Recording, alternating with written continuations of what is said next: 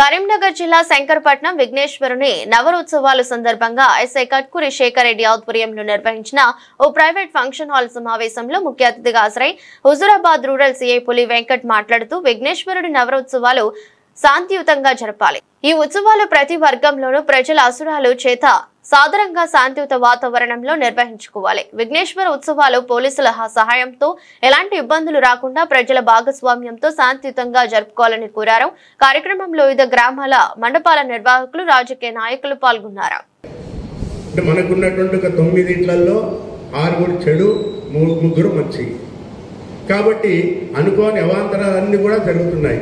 అలాంటి అవాంతరాలకు సత్య చెప్పు స్వామి అంటూ ప్రార్థన చేస్తూ మనం వేళ పొద్దుగాలో ఆ స్వామిని ప్రతిరోజు ఉదయము సాయంత్రము స్వామిని పూజిస్తూ ఆ తర్వాత నిమజ్జనం నాడు కూడా ఎలాంటి హడావుడి లేకుండా, ఎలాంటి గందరగోళం లేకుండా స్వామి మాకు శక్తి ఉన్నంత వరకు ఈ రోజు వరకు పూజించాం, ఇక మాకు నిన్ను పూజించేటువంటి శక్తి లేదు స్వామి, ఇదే పూజ జీవితాంతం మేము చేస్తున్నామని మనసులో అనుకో స్వామి అంటూ ప్రార్థన చేస్తూ ఎలాంటి గొడవలు లేకుండా, ఎలాంటి ఆర్భాటాలు లేకుండా, ఎలాంటి డ్యాన్సులు అట్లాంటివి లేకుండా స్వామివారిని సలక్షణంగా ప్రతిష్ఠించుకొని సలక్షణంగా పూజిద్దామని చెప్పి ఆ స్వామివారి యొక్క ఆశీస్సులు అందరం కూడా పొంది దేశం సౌభాగ్యంగా ఉండాలని ప్రార్థిస్తూ నాకు ఇచ్చినటువంటి ఈ అవకాశాన్ని పురస్కరించుకొని ఇక్కడ దసరా ఉత్సవాలు జరుపుకుంటాం.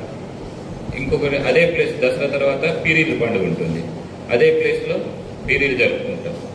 పీరీలు అయిపోతే దసరా. ఇప్పుడు దసరా ఉత్సవాలు జరగద్దు అని వీళ్ళు వస్తారు, 2 వర్గాలు వస్తారు. అప్పుడు నేను మాట్లాడతాను ఏంటంటే వాళ్ళు గొడవ పెట్టిన వాళ్ళందరినీ పక్కకు పెట్టేసి 60 సంవత్సరాల ముసలి వాళ్ళని పిలిచి ముందర పెట్టి మాట్లాడతాను. ఏంటంటే మీరు ఇక్కడ ఎన్ని సంవత్సరాల నుంచి పీరీలు ఆడుతున్నారని. ఆ పీరీలు ఆడే వాళ్ళ వర్గంలో కూడా 60-70 సంవత్సరాల ఏజ్ ఉన్న వాళ్ళని అడిగినాం. సార్ మేము పుట్టినప్పటి నుంచి అన్ని పీరీలు దసరా ఉత్సవాలు బతుకమ్మలు ఎన్ని సంవత్సరాల నుంచి వాడుతున్నారు. సార్ మాకు బుద్ధి ఎరిగినప్పటి నుంచి 60-70 సంవత్సరాల నుంచి చక్కనే వాడుతున్నాం. మరి మీరు ఏం చదువుకున్నారు? సార్ ఏం చదువుకున్నాం సార్ అప్పుడు 60 సంవత్సరాల క్రితం మాకు ఈ స్కూళ్ళు ఎక్కడున్నాయి, చదువులు ఎక్కడున్నాయి, ఏమున్నాయి.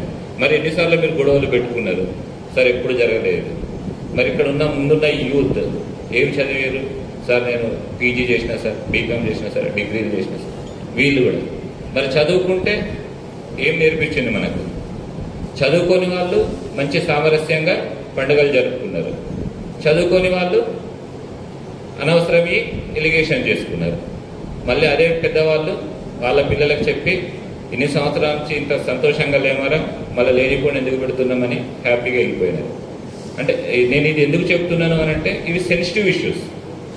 ఇవన్నీ మనం ఇంతకుముందు అవో సంఘటనలో అనుకొని రెప్పపాటులో జరిగేటి. ఈ సెన్సిటివ్ ఇష్యూస్ కూడా కొన్ని ఎవరో ఒకరు తెలిసి తెలియనితనం అలాంటి వారి పట్ల పెద్దవాళ్ళు ఎవరైతే మెచ్యూరిటీగా ఉంటారో నిర్వాహకులు అలాంటి వాళ్ళను మీరు సర్ది చెప్పి అది పెద్దగా కాకుండా, ఇష్యూ పెద్దగా కాకుండా చూసుకోవాల్సిన బాధ్యత కూడా మీ పైన ఉంటుంది, నిర్వాహకుల పైన. ఇదొకటి మెయిన్ ఇంపార్టెంట్.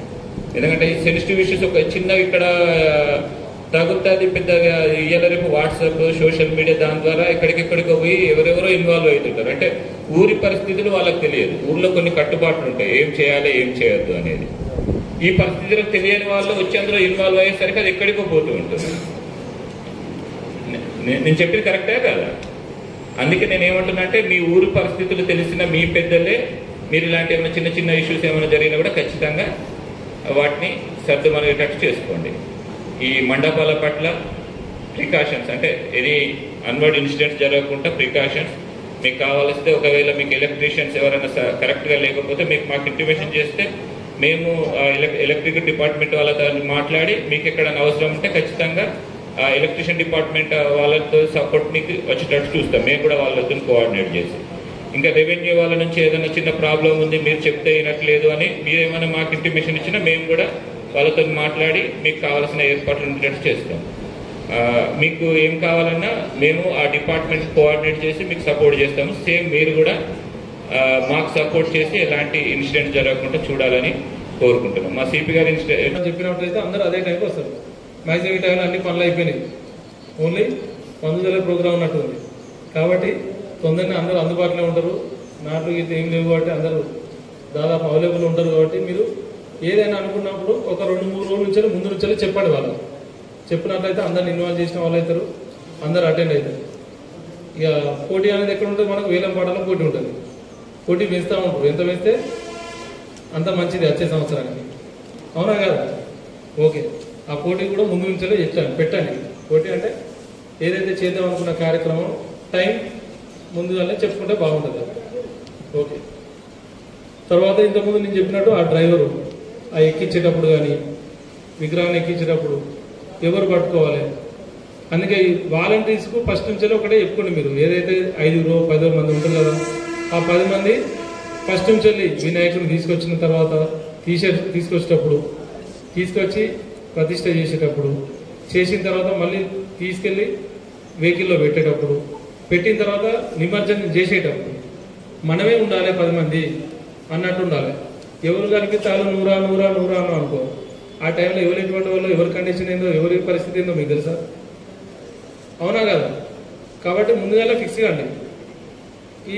ఇది జరిగేటప్పుడు మాత్రం మనం ఉండాలి కంపల్సరీ అనుకోండి. అంటే మనం ప్రతిసారి చూస్తూనే ఉన్నాం, ఏదో టైంలో నిమజ్జనం అప్పుడు ఎక్కువ మనకు ఇది జరుగుతూ ఉన్నాయి. ఏది ప్రమాదవశాత్తు దానిలో పడిపోవడం కానీ, ప్రమాదవశాత్తు దానికి వెళ్ళిపోయి దాన్ని మునిగిపోవడం కానీ, లేకుంటే మిస్టేక్లో విగ్రహం పడడం కానీ. అవునా కదా? మరి ప్రతి సంవత్సరం మనం చెప్పుకునే ఉన్నాం, ప్రతి సంవత్సరం పెడుతూనే ఉన్నాం. మళ్ళీ ఎందుకు జరుగుతున్నాయి అంటే ఏంటంటే చిన్న నెగ్లిజెన్స్ అన్నమాట. అంటే ప్లాన్ చేసుకోరు వాళ్ళు, ఇది చేసేటప్పుడు ఎవరు చేసుకోవాలి, ఇది పట్టేటప్పుడు ఎవరు పట్టాలి, ఈ టైంలో ఎవరు వెళ్ళాలి అని చెప్పేసి ప్లాన్ చేసుకోపోయేసరికి ఇటువంటి మనకు జరుగుతూ ఉన్నాయి. కాబట్టి అది జరగకుండా ముందుగానే మీరు ఫిక్స్ కాండి. మీ గీళ్ళు అంటే మా ఆర్గనైజేషన్కి ఇది ఇంతమంది మనమే వెళ్ళాలి. అవునా కదా? అట్లా చేసుకోండి, ప్లాన్ ఉంటుంది. తర్వాత సౌండ్ సిస్టమ్ కూడా ఏదైతే ఉన్నదో కొద్దిగా 2 బాక్స్ అని చెప్పినామో వాటిని